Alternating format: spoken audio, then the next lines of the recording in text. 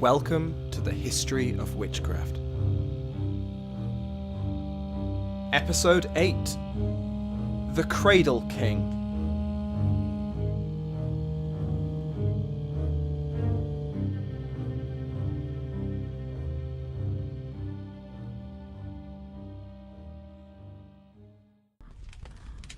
I should ill fulfil the office of a faithful cousin, or an affectionate friend, if I did not tell you what all the world is thinking.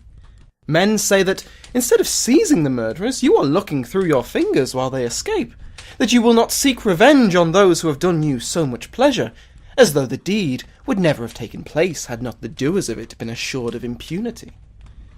For myself, I beg you to believe that I would not harbour such a thought. Elizabeth, Queen of England, to Mary, Queen of Scots, on rumours of her involvement in the death of her husband, Lord Darnley.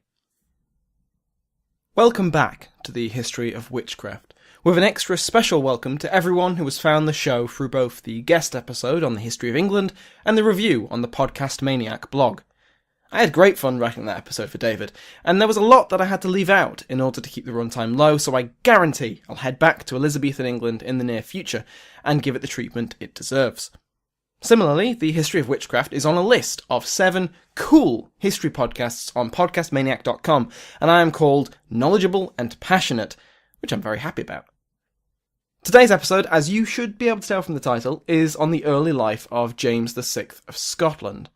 Originally, I planned to spend a single episode covering the North Berwick trials, which James instigated after his return from Denmark that we covered last time. But the more I researched his reign, the more interesting he became. Throughout his life, James is under threat from one plot or another, and many times these conspiracies are associated with witchcraft. For this reason, and also because it's a great topic anyway, and it's my podcast and I can do what I like with it, we're going to spend some time on the life of James Stewart, King of Scotland, England and Ireland, defender of the faith and hunter of witches. In June 1566, young James was born to Mary, Queen of Scots, and the Lord Darnley, Henry Stewart. James's childhood was not an easy one, for he had not been born the heir of a stable and united kingdom. For starters, both of his parents were Roman Catholics, facing a largely Protestant nobility, which obviously made things difficult. Mary had become queen only a few days after being born, and spent much of her childhood in France, while Scotland was ruled by a regency. After her marriage to the Dauphin, and later King of France, Francis II, ended with his death in 1560, Mary returned to Scotland in 1561. 4 years later, she married Darnley, her first cousin and fellow Catholic.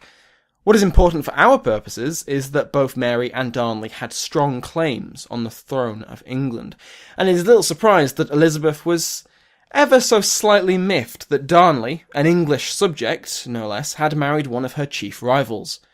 Almost immediately after the marriage, Mary faced a Protestant rebellion, known as the Chase-About Raid, named as such because all the army seemed to do was chase each other about. It's not a clever name, by far. There were no pitched battles, and as Mary gradually gained more support, the rebels realised their position was untenable, and the leaders fled to England. Among these rebels were the Earls of Moray, Argyll and Glencairn, which we will be seeing again. A new conciliatory Privy Council, which included both Catholic and Protestant lords and clergy, sought to ease the tensions among the ruling class, but all was not well in the royal household.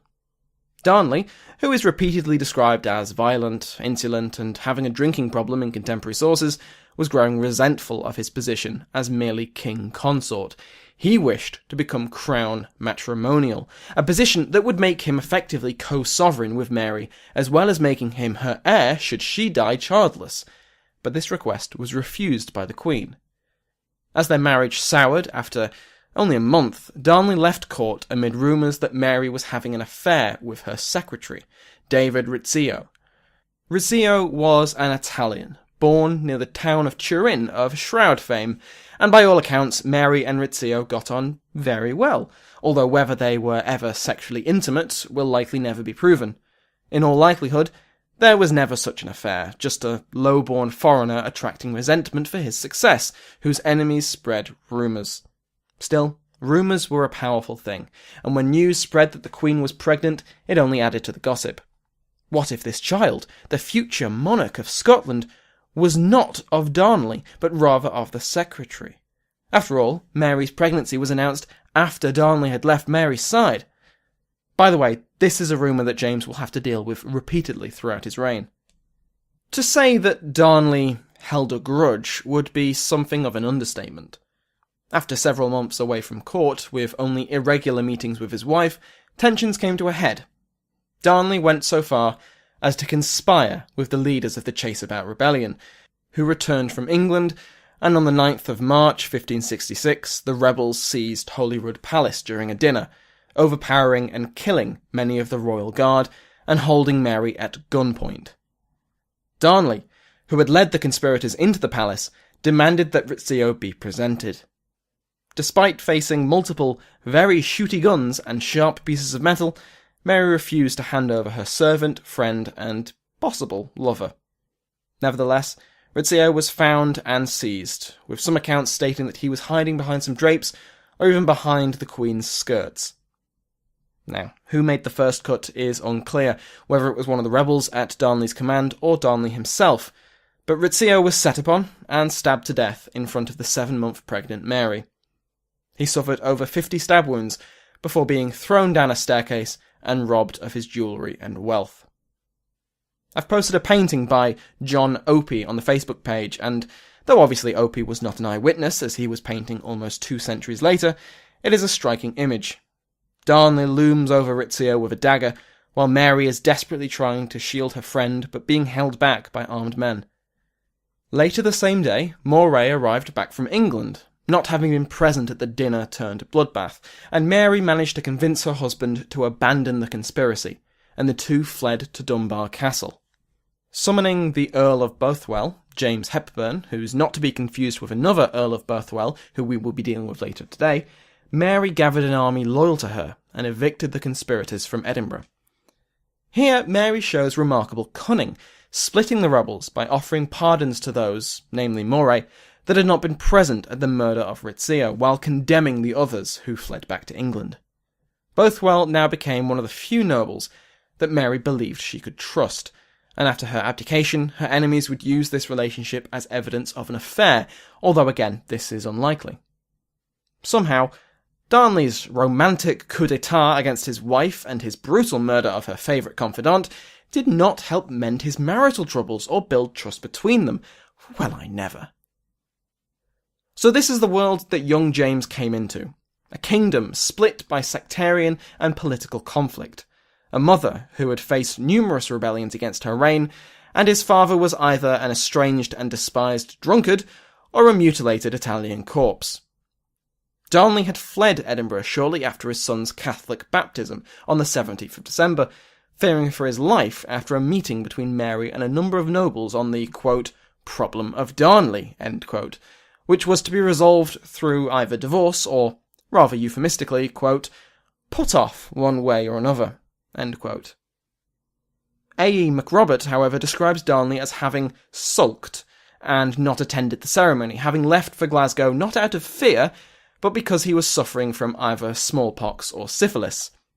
Whether he knew it or not, Darnley was now an obstacle in the ambitions of several powerful people, mainly the Earl of Moray, the Earl of Bothwell, and of course Mary herself, and he had few supporters. First he had betrayed his wife, then he had betrayed his fellow conspirators, and he was still harping on about being made crown matrimonial. Still, relations between Mary and Darnley seemed to be improving, at least on the surface, with her repeatedly making visits to see him, and convincing him eventually to return to Edinburgh, where he was laid up with his illness at Kirko Field. To those familiar with Scottish history, or have visited that part of Edinburgh, you may know what happens next.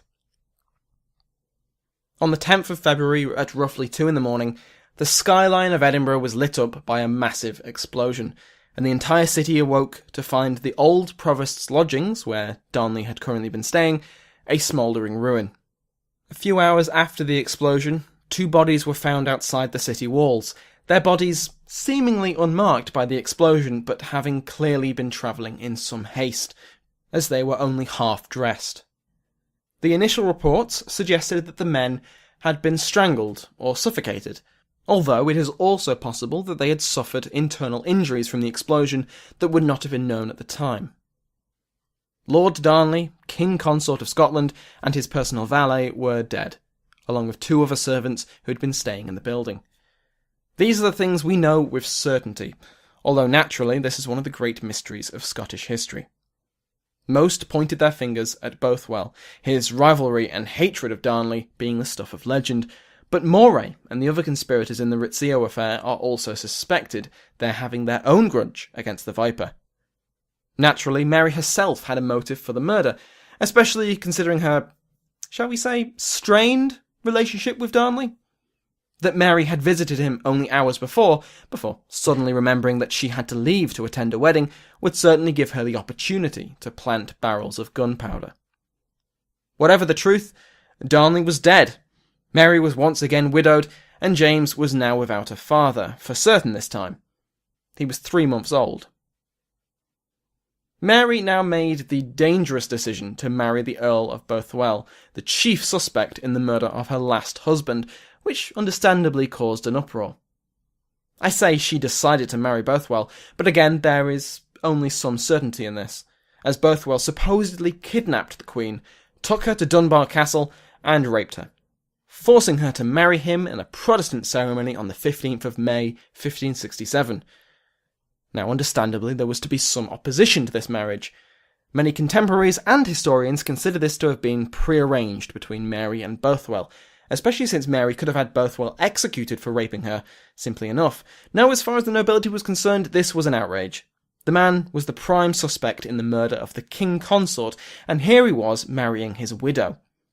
What followed was expected in Scottish politics. An assembly of lords denounced the marriage. Both sides assembled an army of roughly 2,000 men each, and they met at Carberry Hill, outside of Edinburgh, on the 15th of June. There was a standoff, but Mary's army rapidly disintegrated from desertion, and she surrendered to the rebels when she was taken prisoner. A month later, while in custody, she miscarried twins, and on the 24th of July, she formally abdicated to her 1-year-old son, James. Mary would eventually escape to England, seeking assistance from her cousin Elizabeth, which didn't go very well, while her supporters fought a civil war on her behalf for the next 6 years. Bothwell fled Scotland after Carberry Hill, and was arrested and imprisoned in Denmark for his suspected role in Darnley's death, where he went insane and died in 1578. So those are the events of the year before and after James's birth. 2,000 words and 13 minutes into today's episode, and not a word on witchcraft. What on earth am I doing, you might be wondering? This is the history of witchcraft. Where's the magic? The spells? Well, we're getting to that, but frankly it isn't my fault that a short paragraph was not enough to cover the Darnley affair. It was just far too interesting to leave out, so I beg your forgiveness. It doesn't take long for James's reign to involve witchcraft trials, though, with a mass trial in 1568, although how much input the now 2-year-old king had in this policy can be debated.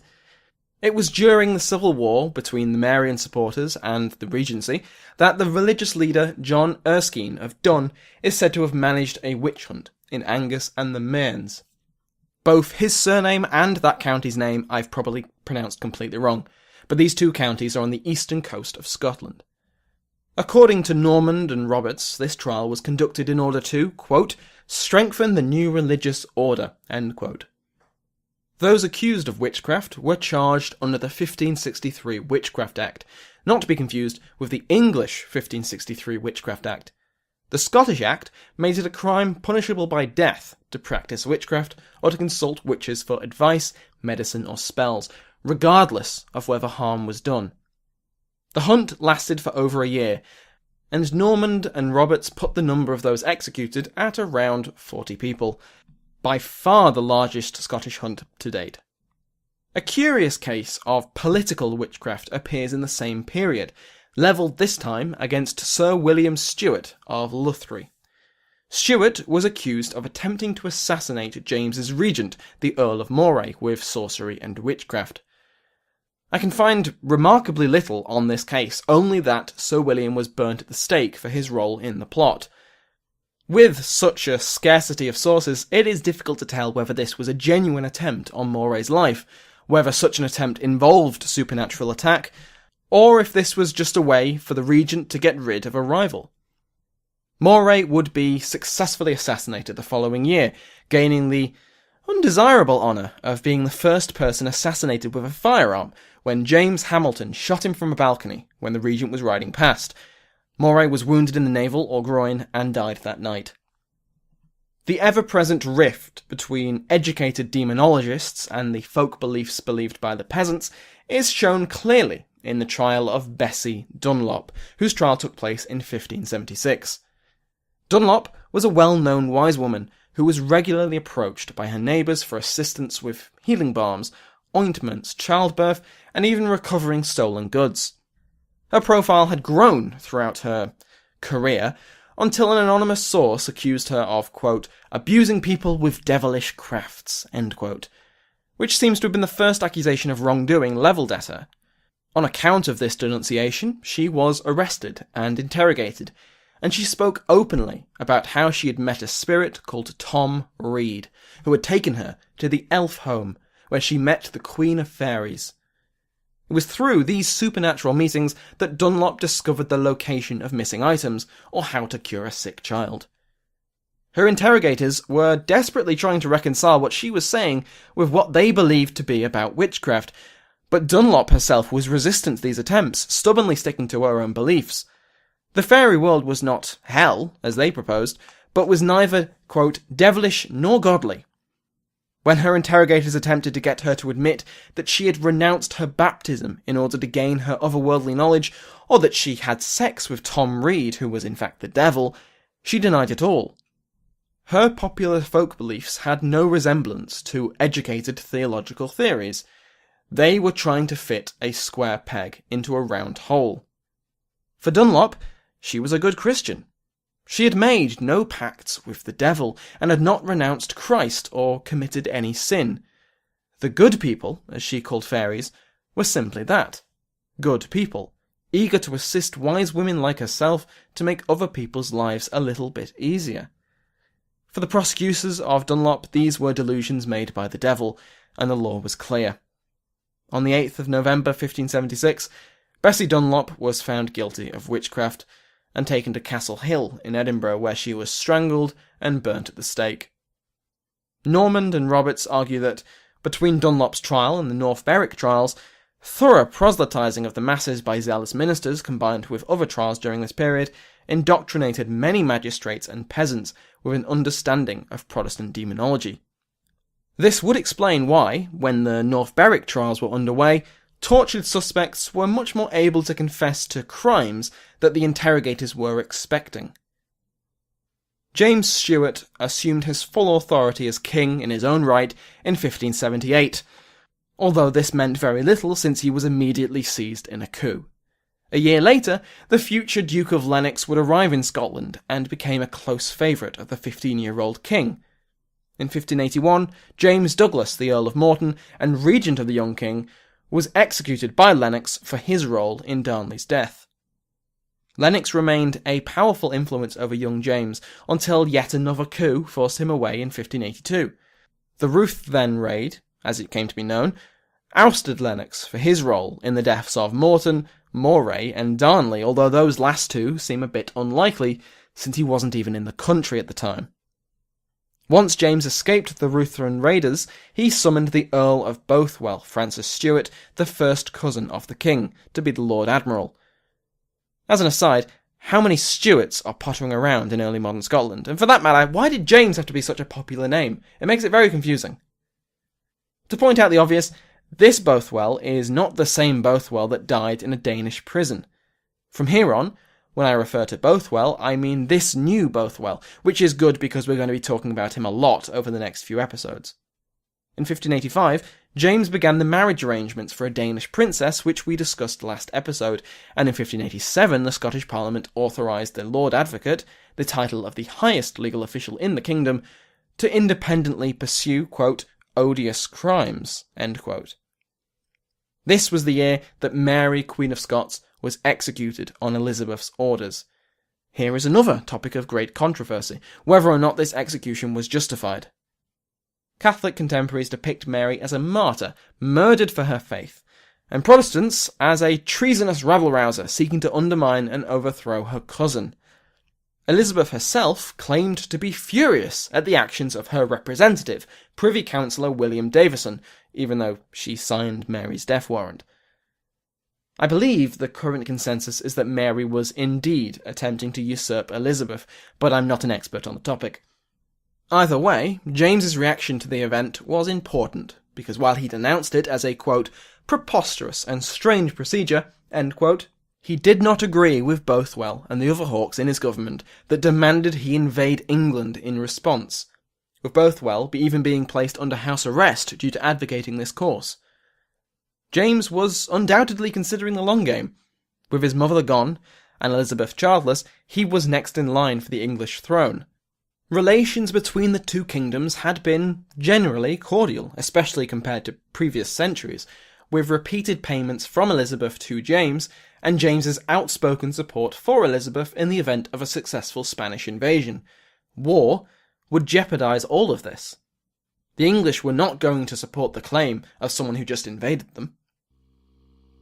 Bothwell would continue to be a thorn in James's side, and was accused of attacking the royal castle at Stirling in 1585, which he denied, and in July, his eternal enemy John Maitland became the king's chancellor, a key person of interest over the next decade. In 1589, Bothwell rose in rebellion against James, only to surrender and be found guilty of treason, but here James shows some mercy, deferring punishment of Bothwell and the other rebels, even going so far as to make Bothwell a key member of his government while he travelled to Denmark to fetch his royal wife. We will cover Bothwell and the North Berwick trials in detail next week. Let's just say that Bothwell had a strong claim to the throne, as James's cousin, had shown repeatedly that he was less than loyal to his king, and had powerful enemies in the government. When James returned from Denmark and accusations began to spread that witches had attempted to destroy the king and his royal wife, well, where are fingers going to point? Thank you for listening to this episode of The History of Witchcraft. If you've enjoyed the episode, please consider leaving me a positive review on iTunes, Stitcher, or whichever podcast app you use. You can visit the website at thehistoryofwitchcraft.co.uk, where you will find my contact details if you have any questions. The show also has a Facebook page and a Twitter feed if you want to keep up to date. The intro and outro music have been provided by Sounds Like an Earful. Thank you again for listening.